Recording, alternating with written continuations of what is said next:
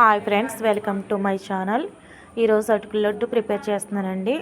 బెల్లం పాకం పెట్టిన తర్వాత మనం అటుకులు పౌడర్ చేసుకోవాలి. తర్వాత బాదం పప్పు, జీడిపప్పు, కొబ్బరికాయ కూర అన్నీ మనం రెడీ చేసుకున్న తర్వాత మనము కొబ్బరికాయ కూర మనం చూసారు కదండి, ఈ విధంగా లాలిక్కాయల పొడి యాడ్ చేయాలి.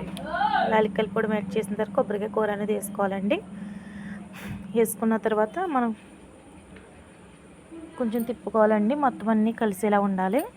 కలిసిలా ఉన్న తర్వాత అంతా కలిసింది కదండి, చూస్తున్నారు కదా. అటు తర్వాత మనం అటుకుల పొడి అనేది యాడ్ చేసుకోవాలి.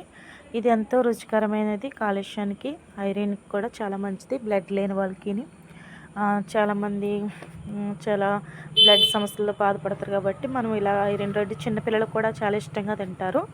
ఇది మనం ప్రిపేర్ చేసుకునే విధంగా మీరు చూసారు కాబట్టి ఈ విధంగా చేసుకుని మనం పిల్లలకి పెద్దవాళ్ళకి కూడా చాలా ఇష్టంగా తినేదండి. ఈ లడ్డు ఈ విధంగా నెయ్యితోనే మొత్తం చేయాలండి. ఫోకస్ అంతా నెయ్యేనండి, చూస్తున్నారు కదా.